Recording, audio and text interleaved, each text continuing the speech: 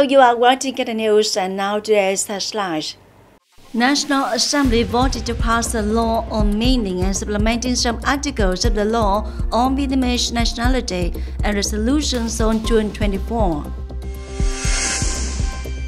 Chairman of Cần Thơ People's Committee Chương received and worked with the Australian Chamber of Commerce in Vietnam. Vietnam will participate in cultural program to offset and reduce carbon emissions in international aviation from January 1, 2026, according to ISAO's instructions.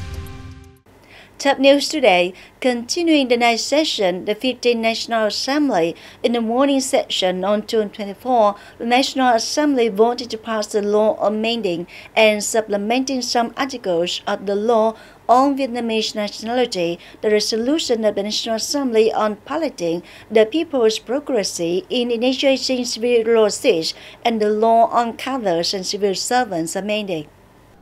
The law amending and supplementing some articles of the law on Vietnamese nationality was passed with 100% of deputies voting in favor.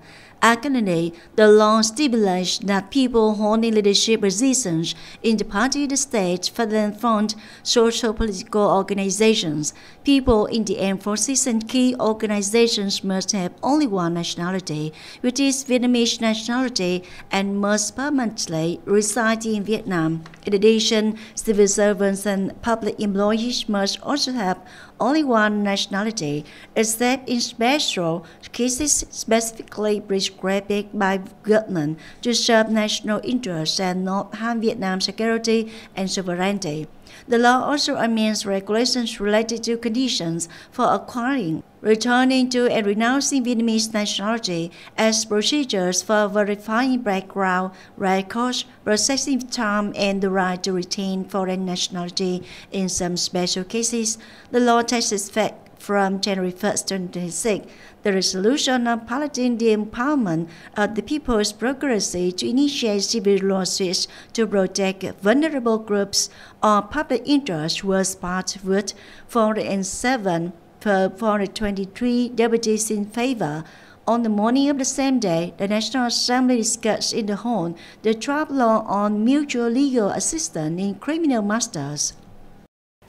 Chairman of Cần Thơ People's Committee Chương has signed its official dispatch number 2875 on receiving dossiers and returning results of administrative procedure settlement when implementing two-level local government. For records with a processing deadline before July 1, 2025, or being processed with a result return deadline after July 1, 2025, being processed on the administrative procedures information system previous, office workers officers handling the record shall share the record by clicking not static on the administrative procedures information system previous and enter the reason for closing the record. Your record has been transferred to the agency where the record is handed over for further processing.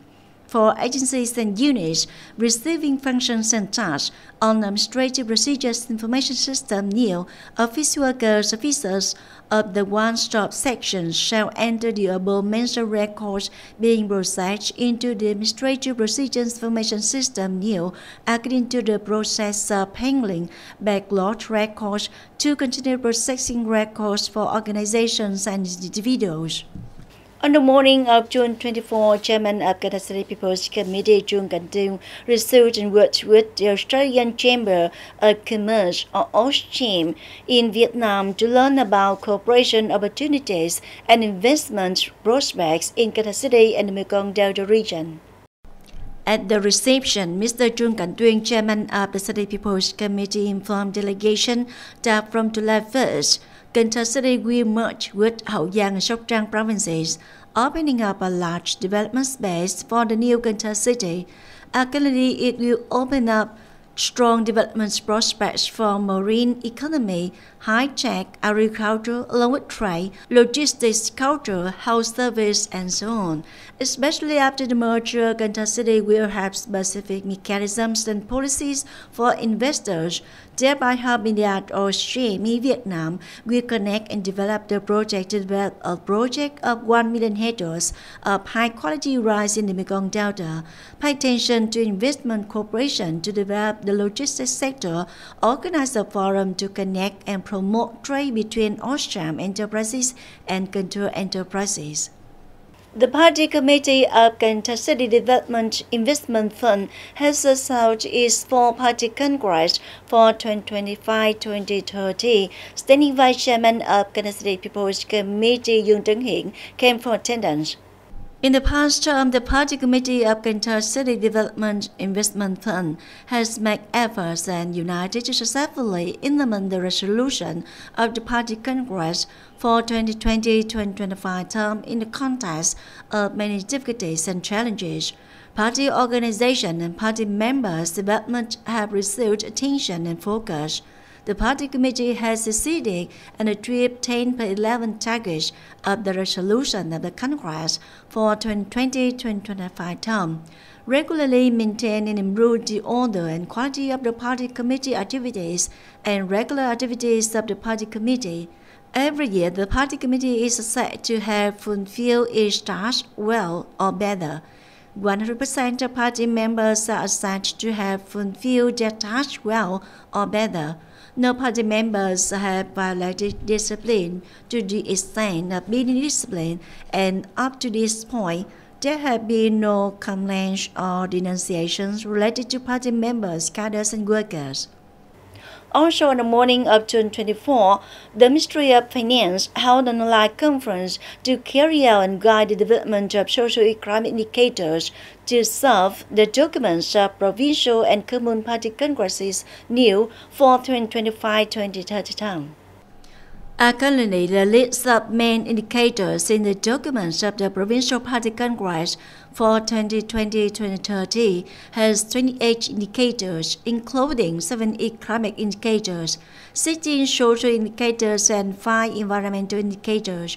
The list of main indicators in the documents of the Common Party Congress for 2025-2030 has 8 indicators, including 2 economic indicators, 4 social indicators, and 2 environmental indicators. Regarding provincial economic indicators, there are important indicators such as gross regional domestic product, gross regional domestic product per capita, gross regional domestic product growth rate at comparable prices. Speaking at the conference, Deputy Minister of Finance Nguyễn Thị Bích Ngọc emphasized that statistics play a very important role in policies making and socio-economic development of localities and the whole country. Therefore, each indicator and figure must be implemented accurately and completely to ensure objectivity, as well as improve the quality of statistical work for each province and city in particular and the whole country in general. On the morning of June 24, also Standing Committee 515 held a conference to summarize the implementation of the task of searching for, collecting martyrs' remains, and confirming the identity of martyrs' remains with missing information period 2021-2025. Ms. Nguyễn Thị Ngọc Điệp, Vice Chairwoman of Cần Thơ City People's Committee, agreed with the proposed opinions at the conference and requested the Standing Committee in sectors and localities to continue to pay attention to propaganda work and to better carry out the work of sorting, collecting, and identifying remains. The Standing Office of the Standing Committee continues to advise the Standing Committee on sorting and collecting information about martyrs with unknown information, identifying martyrs with missing information, taking biological samples and DNA testing to identify martyrs' relatives and information, strengthening periodic and surprise inspections, promptly overcoming weaknesses. The Civil Aviation Authority of Vietnam has just sent a document requesting the Ministry of Construction to allow and assign the task of notifying the International Civil Aviation Organization that Vietnam will participate in COSIA, a program to offset and reduce carbon emissions in international aviation from January 1st, 2026, according to ICAO's instructions.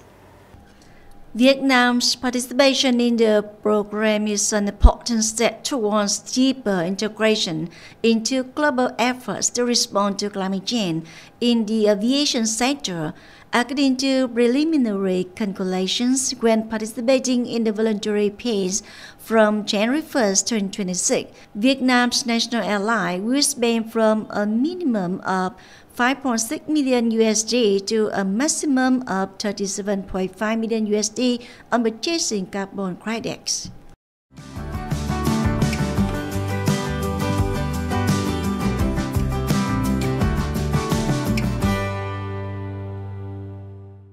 And now a quick check on weather condition.